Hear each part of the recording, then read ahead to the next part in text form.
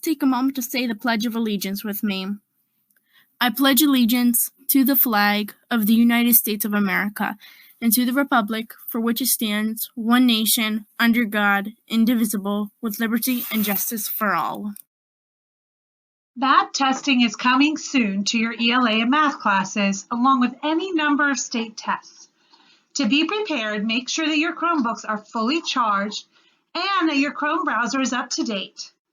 To check to make sure the Chrome browser is up to date, click on the clock, then click on the gear to get to your settings.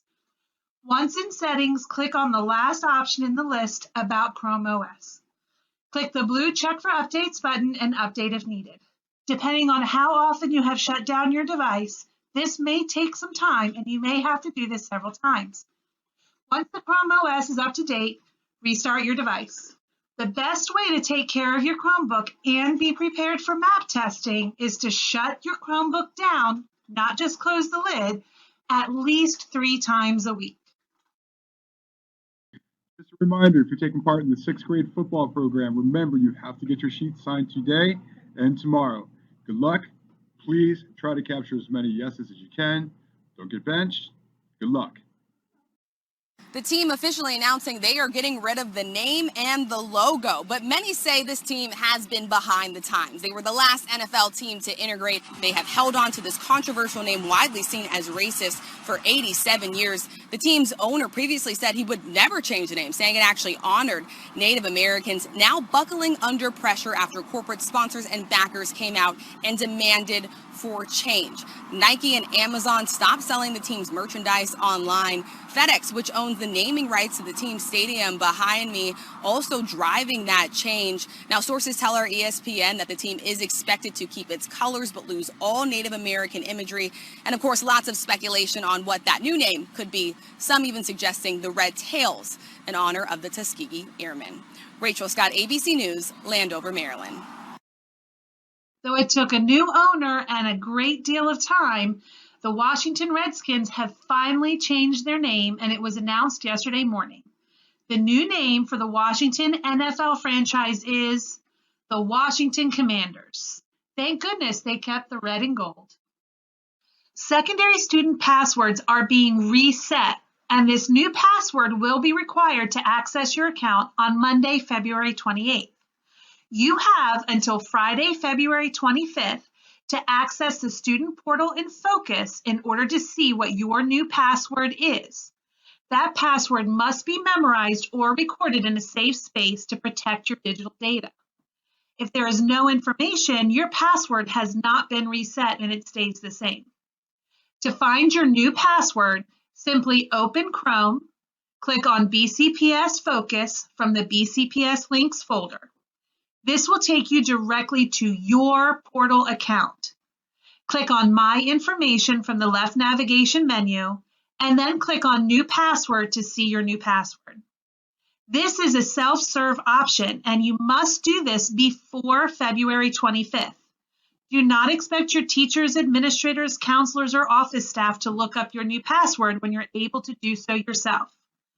Memorize or record this new password before the 25th of February so that you can log into your Chromebook on Monday, February 28th when the reset goes live. DCMS will celebrate Black History Month with a Black History Pride Week, which will take place February 27th to March 3rd. Monday, February 27th is Cultural Heritage Day. Wear something to school that connects to your own heritage. Tuesday, February 28th is celebrating the greats of our past. Dress up to represent a person or movement important to your own heritage. Wednesday, March 1st is Dress for Success, so wear your best business casual attire. And on Thursday, March 2nd, rep your set. 6th grade will wear red, 7th grade will wear green, and 8th grade will wear black. To conclude our Pride Week, Friday, March 3rd is Protest Day, where we will engage in a virtual Black History celebration during Mod 4. Our first Smarticus question celebrating Black History Month asked who said that success is to be measured not so much by the position that one has reached in life as by the obstacles which he has overcome while trying to succeed. The author of this quote is Booker T. Washington.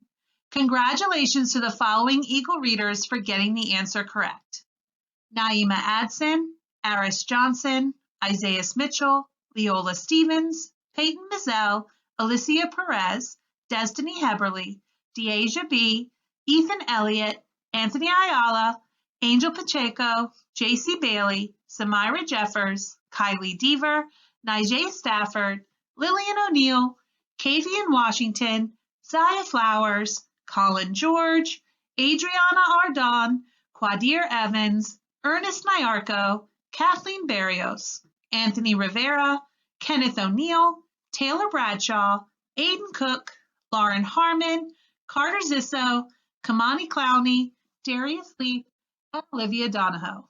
Congratulations, your Eagle Bucks have been added to the Eagle Buck Bank. It is time for I Am Smarticus.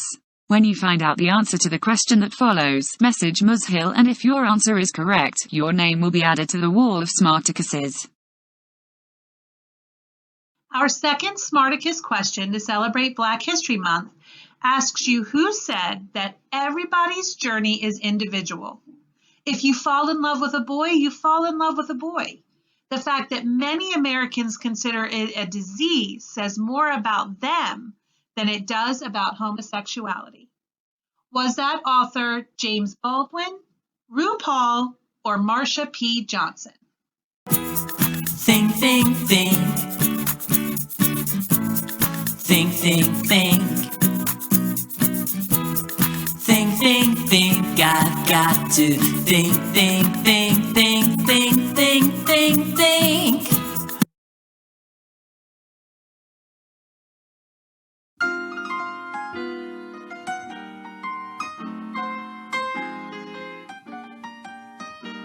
Some of the ways that we understand American gay history is through the Stonewall uprising as a before and after, right?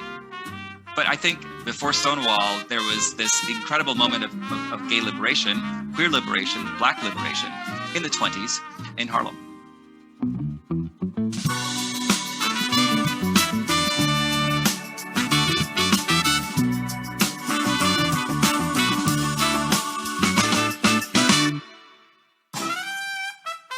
Most people remember learning about the Harlem Renaissance in school. Langston Hughes, blues, jazz, an explosion of artistic talent.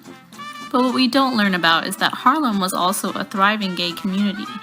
So the way that Harlem became a haven for LGBT life is the way that it became a haven for Black people from all over the world, really. It became this crossroads, right? And the big part of this is the Great Migration, which obviously meant that a lot of Black people came north, especially to cities that are now considered Black cities like Chicago and Harlem in New York City.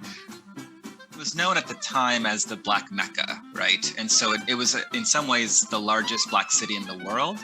And it did, of course, include a lot of energy and excitement, cabaret, blues, jazz. So it really was, in some ways, a crossroads of all of these different artistic and musical and cultural energies. A lot of white patrons would go to Harlem, to quote-unquote slum, because the mores were much more relaxed. And especially during the Prohibition era, a lot of these were in some ways, speakeasies. Vices flourished in Harlem because African Americans did not have the political power to be able to demand that government keep these things out of their neighborhood. And the corruption of the police and of judges, all of that enabled gay activity as well as all kinds of other activity to thrive in Harlem. A lot of the reasons that a lot of Black folks came to Harlem was because they weren't allowed to be in other parts of the city, right? And so again, it's a paradoxical form of freedom that's based out of legal, economic, and political disenfranchisement. To this day, when people study the Harlem Renaissance, they often don't consider the LGBTQ aspects of it. And part of that is because many of the gay writers did not actually identify as gay. And Langston Hughes is a wonderful figure in this era because he's considered somewhat queer, but he was never, never fully out politically, whereas Richard Bruce Nugent is the poster boy for someone who was unashamedly out. And there certainly are many jazz figures who were gay. Gladys Bentley was notorious for wearing men's clothing in public. I think she would be what we would call a butch lesbian. And she wore a white tuxedo, and she played with gender. There was also, of course, the drag ball scene in Harlem, which not everyone talks about. That goes all the way back to the 20s in Harlem.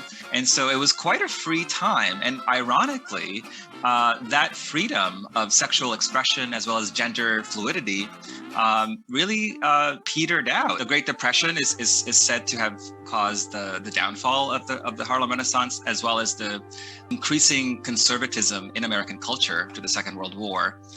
That conservatism is one of the reasons the Harlem Renaissance isn't remembered as a time of gay liberation. So there was a retrospective closeting, so to speak, of these figures. The consequences of not teaching the period of the Harlem Renaissance as being inherently queer is that queerness remains white in the cultural imaginary because we don't have this story of Black queerness. I think a lot of people talk about the Stonewall Rebellion in 1969, and a lot of us are trying to re-understand it as being centered on trans women and trans women of color. And in a sense, it's a similar story where a lot of the Black and brown queer people were the ones who were at the forefront of this movement. And so it's important to uncover this history to, again, recover these ancestors who really led the charge and try to unforget all the liberation that they created.